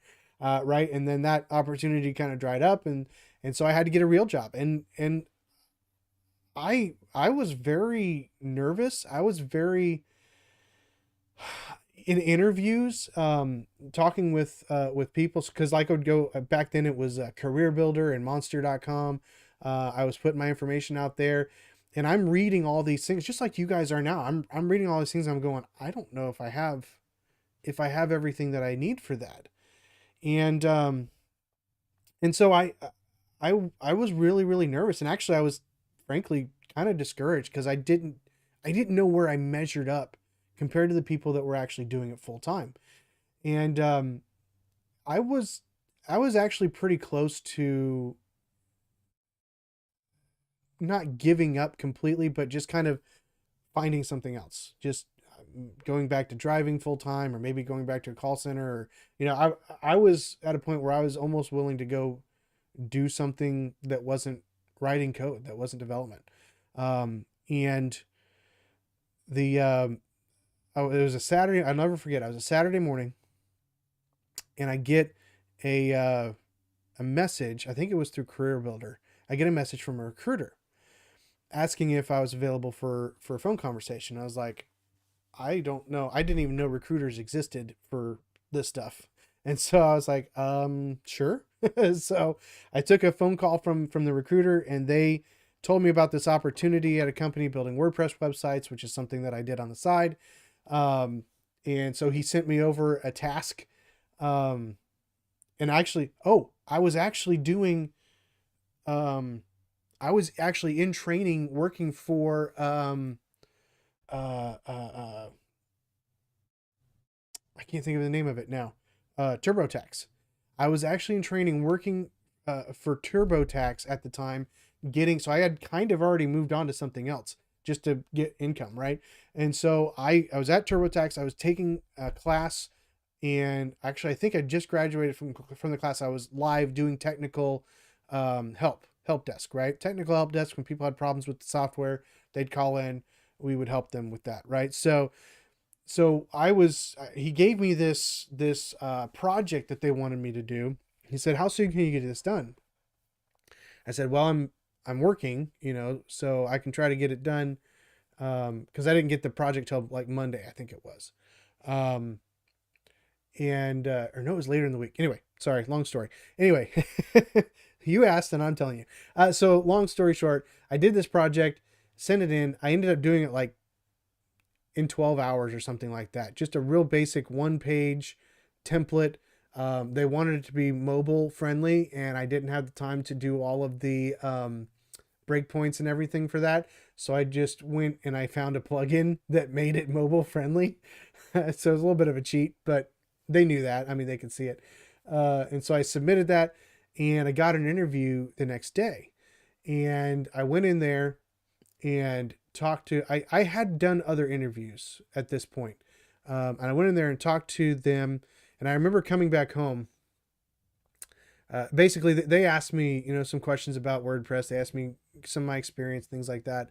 And they asked me how long it took me to do this theme. And I said, 12, 13 hours, something like that. And they're like, really? So that was interesting they were a little shocked that it didn't take that long to do what I did. Of course, looking back on what I did, it was really bad. But yeah, so they seemed to be impressed with it. And then talking to the lady that was going to be my boss, we're still friends as far as I know on Facebook today. But the lady that's going to be my boss, I just felt a really great connection with her. And yeah, I was there for almost 3 years after that. So walking out, even with all of that, even having that great connection with my future boss, having them respond in a positive manner to my WordPress template, even with all of that, I was very, very nervous coming into that first day on the job, because again, I just didn't know. Obviously I can do the work, but can I do it at the level that this type of company wants me to be able to do it?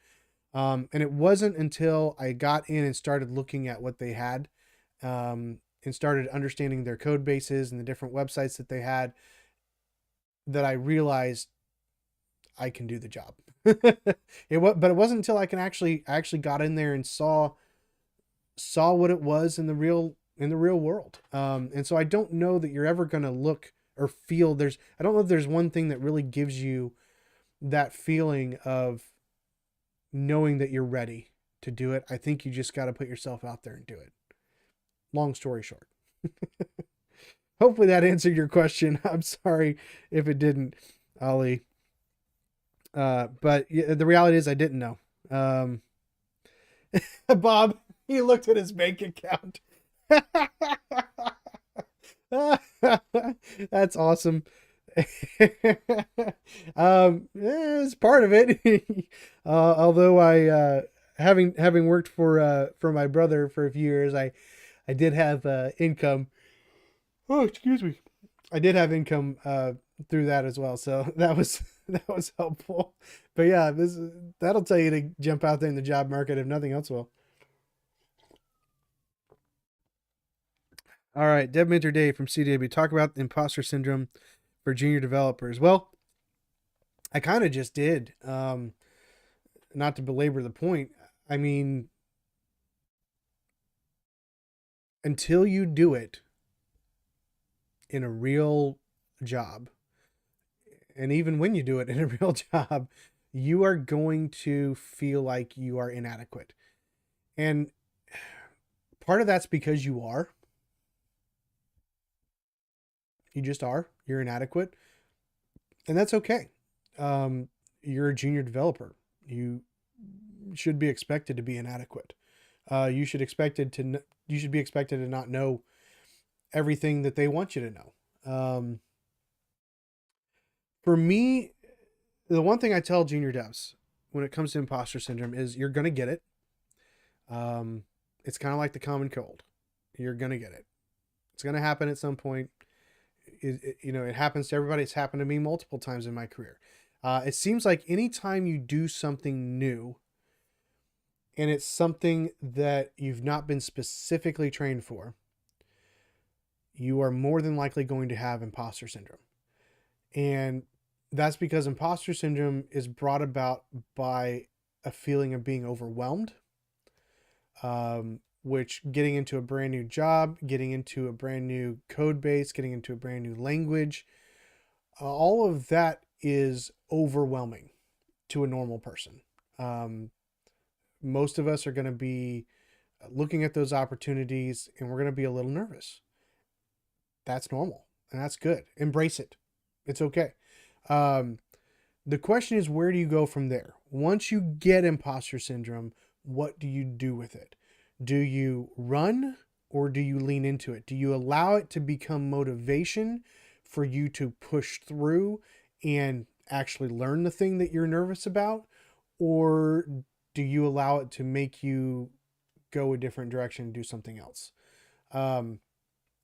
Everyone deals with imposter syndrome, no matter how new you are, no matter how old you are, unless you just don't learn anything new. You will not have imposter syndrome if all you do is build HTML forms because you learn that pretty quickly in the process and you can do that for the rest of your life. if you find the right job that'll let you do that. I don't know if you can do that anymore. But the point is, you can find a job where you're comfortable and you do the same thing all the time and you never deal with imposter syndrome. But if you're going to really, if your goal is to be a great dev, you're going to constantly be learning new things. You're going to constantly be forcing yourself into hard situations. And when you do that, you're going to have imposter syndrome. You're going to have this feeling that you're not adequate, that you can't do it, that everyone else is better than you. And so I would say, A, first of all, embrace that. B, use it as motivation to push yourself forward. And C, realize that everyone starts in the same position. Everyone learns something new the same way. We're all starting at zero when we learn something new. And so now you may have experience that helps you learn something better. But when you're learning something new, you're starting at zero. There's no head start for anybody because if you have a head start, that means you started learning ahead. So you started at zero. I don't know if that makes sense, but anyway, so I would say embrace it. Let it be a motivating factor to drive you to learn and to experience more. In fact, I would almost say if I'm feeling imposter syndrome, that means I'm probably doing something right. That means I'm probably pushing myself the right way. I think about even, YouTube here.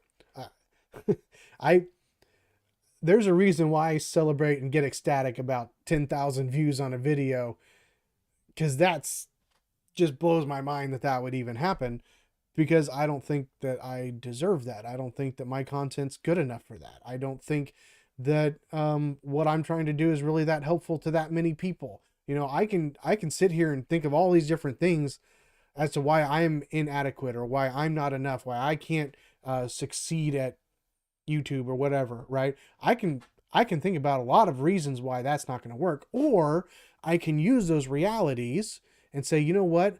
I'm going to be the best that I can be at this. And sometimes that means I am willing to not do things that would be better for me in one regard, but not as good for me in another. For example, if you look at my videos on YouTube, there's not a lot of special stuff going on in those videos. There's not a lot of cool editing. Don't have a lot of cool graphics. I don't, I do have a pseudo script that I go through just to keep myself on track from a recording standpoint, but I don't have, the super great intro and a lot of humor or all these different things that people who do this full time put into their channels. And that's because I don't have time for that. I try to record 2 to 3 videos a week, and I try to do the recording on Monday night so that then I can edit them, and I edit them very quickly. I have a specific process for how I edit them, in the transitions that I add to them, and it's very basic. And the reason for that is because, again, the purpose of the YouTube channel isn't to turn myself into a superstar. The purpose of the YouTube channel is to get information out there that's helpful, to help people, to get to the people that hopefully find the way that I interact helpful. And then thirdly, to drive them to the community and make them a part of what we're trying to build outside of YouTube. And so at times I fight imposter syndrome with YouTube. I feel like if I just learned more, if I just did something differently, that I could be more successful with YouTube. But the reality is, my idea of success, when I take a step back and I say, what is my goal? What is my idea of success with YouTube? That's starting to happen. We're building a community. And so I don't have to feel that motivates me, yes, to keep going, but I don't feel like I have to necessarily be a better looking YouTuber to accomplish my goal, because my goal is being accomplished slowly. Sure. Maybe if I spent more time doing that, but I've got other things that are important in my life, between my family, between church, Work especially takes up a lot of my time. Those things are much more important to me right now, just being honest, than the Dev Mentor Dave YouTube channel. So if I can do something that's working and helpful to build this community quickly, and maybe it isn't as flashy as other things, I'm okay with that. And so sometimes you just have to make decisions like that about where you are in your journey. Sometimes in your journey, you come up and you hit a brick wall and you feel this imposter syndrome and you think, man, there's so I could be so much better, but maybe you don't really have the time to do that. And that's okay. Maybe in order for you to break through that imposter syndrome and be the hero, you're going to have to give up family time, or you're going to have to give up time with friends. And that's not 100% wrong in small doses. But at the end of the day, there's things in life that are more important than fighting through the imposter syndrome. Sometimes it's okay to just accept that you're not good enough right now. And while the goal is to change that over time, it might look different. It might take longer than you would like it to. So embrace it. Don't view it as a negative. View it as a reminder of where you're at in your journey. View it as something to motivate you to continue your journey and to continue learning and growing at your skills as a developer. So I always view imposter syndrome as a sign that I'm working in the right direction, because imposter syndrome is largely based off of being overwhelmed by something new. That's my opinion on it. So all of that to say that. Let's see. Holly says, currently I'm struggling whether to look for internship or continue learning myself. That's a great question. I've never worked in an internship. I've never actually had anybody work as an intern with me. So I don't really know what those look like. My concern with an internship is it's the same concern with any other sort of training like boot camps or things like that. Do you have one available to you that's really going to give you mentoring, not just information? Can you do an internship that's going to actually let you be a part of it? I think I have a video on this, actually. Let me look. I think I've got a video on internships.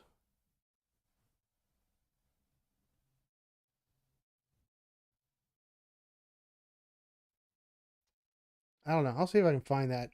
I'm starting to get too many videos to look through. That's probably a good thing. Excuse me. But I'm pretty sure I did a video on that. Maybe it was in the Dev Mentor Dave Developer Odyssey that I talked about that. But I did talk about whether or not you should take an internship. It's kind of like anything else in your learning process, right? If you can afford to do it, it's probably better to take opportunities that get you in with other developers, especially senior developers, especially if they're going to mentor you. My fear is that a lot of times internships tend to be less valuable and more just grunt work. If they even let you touch a code base, I don't know. So I would want to take an internship where you're actually going to be allowed to do something with code. So if that's not the case, I would really look into the details of it before I did it. And secondarily to that, I mean, if you can afford it, especially if it doesn't pay, if it pays, that's even better. But if it's an unpaid internship and you can afford it, I would still probably take advantage of it. If you need a job, I just don't know how you do that. It's not a decision that I think you can make there.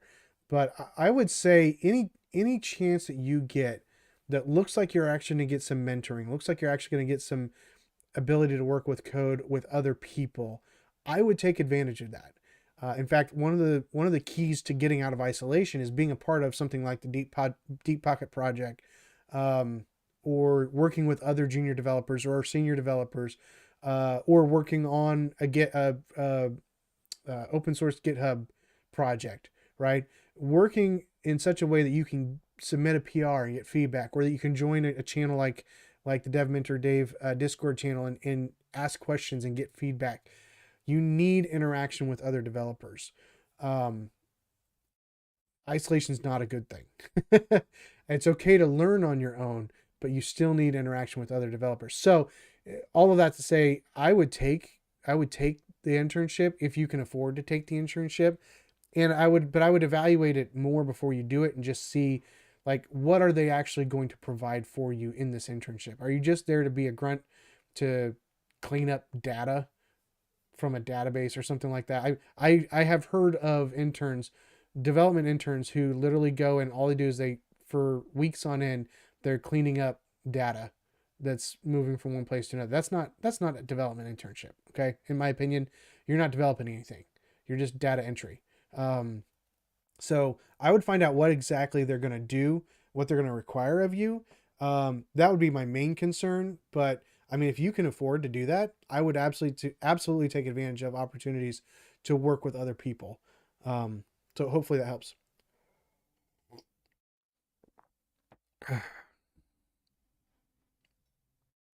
Yeah, Bob was an intern, co-op. Let's see. Mel, things always take longer than you think they will when learning. You can't know what you don't know. That is so true. You don't know what you don't know. And that's the thing. It will always take you longer than you want it to. And you just need to recognize that and not put yourself down because it's taking longer than you think it should, and not put yourself down because it takes you longer than somebody else. Everybody learns at different paces, right? Because we all have different abilities. Some people are just more attuned to be able to think in terms of code. You know, other people are not. They make great developers over time, but the concepts aren't necessarily super easy for them to grasp right away. So yeah, I mean, I've mentioned this before, but I worked with a junior dev who had gone through a boot camp. And he said, I wish I could have gone through the boot camp a second time because now I feel like I could actually understand it. Because you just get so much thrown at you. Some people can do that and some people can't. He's a great developer today, but he needed a foundation to then build on and become a really good dev now. So some people take longer, and that's fine. You need to recognize that. And so don't look down on yourself if you're one of those people that takes longer, and don't look down on others if they're not getting it as quickly as you are, because everyone learns differently. Now, if you're not getting something, could it be a sign that maybe that's just not the thing for you? Sure. I hate to think that. I think more people can code than think that they can code, than they think they can code. But it's also not a job for everybody. And so we need to be real about that too. But I would always encourage you to try more, rather than to give up. So I'm typically not going to tell you that it's not for you unless it's just really obvious it's not for you.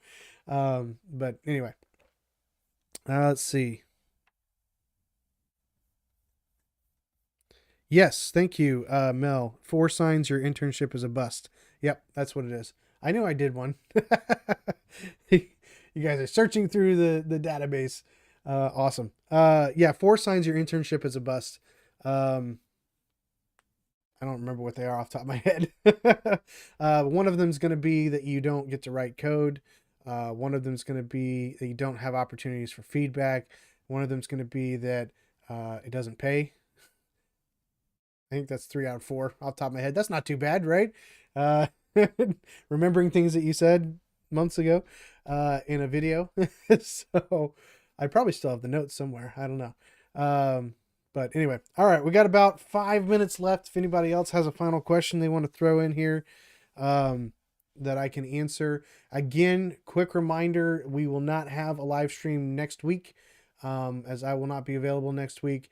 We will, the week after that, we'll be digging back into the project, talking about database schemas based on stuff that you guys have submitted, based on what I think we should do, including some of those things.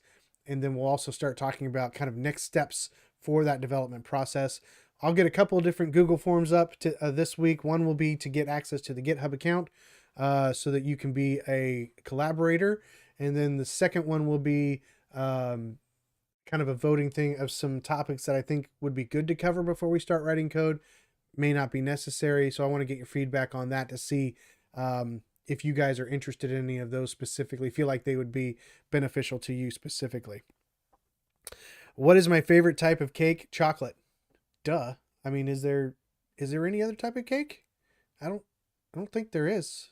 No. Chocolate is my favorite type of cake. If I had to pick one that had some sort of icing on it, my favorite would be German chocolate cake. I like coconut. I like that glaze or whatever that's on top of it. That would be my favorite. I'm not a huge cake person. I'd much rather have pecan pie would be my go-to. Actually, out of everything, I'd rather have ice cream. Ice cream is my dessert of choice. But I would rather have ice cream than pecan pie. Pecan pie with ice cream would be really good. But ice cream, pecan pie, or plain cake. But I'll take a German chocolate cake too. I like the German chocolate frosting, whatever is in that. I don't know. But coconut, I know for sure, which I like. So that's cool. That's my thing. I've tried things like carrot cake is not cake. That's vegetables in disguise. Okay, I'm just telling you right now, carrot cake is not cake. My father-in-law likes that, and I don't. It's nasty. That's just nasty. I'm sorry. Chocolate cake. Double chocolate, chocolate with chocolate icing. I can do that. Again, I'm not a big icing fan, but that works.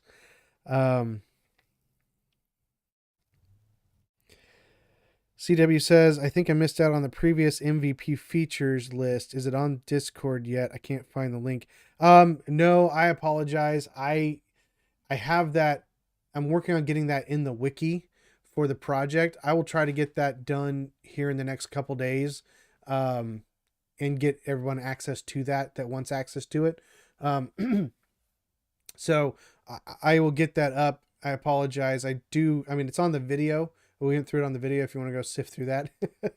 I think I might be behind on timestamps. I'll make sure I get through the last few live streams and update those with timestamps too. Because I think I'm behind on those. No, O'Neill, no. Carrot cake is not the greatest. You are banned. Just kidding. No, I understand people like it. I can't do it. But yeah, sorry, CW. I will get that up in the wiki so you can see that there on the repository. Yeah, exactly, Bob. I mean, thank you, right? Take perfectly good cake and put vegetables in it. Like, what's up with that? Who decided this was the way to go? Sorry to break the conversation about cake. That's all right, CW. You're good. I forgot about that, so I needed to let you guys know that's where that's going to be. So yeah, I'll put that and any future documentation that we have will be in the wiki moving forward once I get that set up. I have the wiki set up. I don't like the way that it's set up, so I'm fixing some things with it. So I will update everybody once that's ready for you to see, and I'll definitely get that on there. O'Neill's an Emacs user. That's funny. I put the feature list from the video in my repo. David, okay, cool. That's awesome. Vim, yes, there you go, O'Neill. Vim. I want to get better at it for sure. But I do like it. I don't know that I like it quite as much as having a regular IDE. I'm torn there, but I'm definitely on board with the Vim. So, all right. Thanks everybody for hanging out with me today. I know this was a little bit more kind of random stuff and less about the project. We will get back to the project in depth next time. Again, no live stream next week, but we'll be back on in 2 weeks from today. So 2 weeks from today at 10 o'clock my time in the central United States, where we have corn and cows and not much else. So thank you for jumping on here. Thank you for participating and being a part of the live stream. If you're watching this later, certainly feel free to leave comments. I do look at all the comments. Sometimes if they get multi-level, I don't get notifications about them. So I usually do if you at me in the comments section, but I try to read and respond to as many comments as possible on the YouTube channel just to keep interaction there. But of course, as I've been saying all day, if you're not part of the Dev Mentor Dave Discord channel, join the Discord channel. That's where really the main value of this this YouTube channel is, in my opinion. Yes, hopefully you're getting good value from the videos and from the live streams, but more value is going to be had being a part of the community. And so jump in there, be a part of the Dev Mentor Dave community, and we'll all kind of grow together in all kinds of different things. So, all right. Thank you guys. We'll see you all in a couple weeks, and I'll look forward to talking to you. We'll have everything up and running much better and smoother with all the repos and everything. If you have any questions or issues, leave a comment in the video. Leave a comment or question in the Discord channel, and we'll be looking at that. Like I said, I'll probably be out most of the rest of the weekend, so I may not respond to much in there through the end of the weekend. But Monday I should have some free time to be able to interact on the Discord channel as well. So I will see you all then. Have a great weekend. Enjoy your weekend, and we'll see you. If I can find my loading screen and actually transition to it, that would be awesome. I'll see you guys.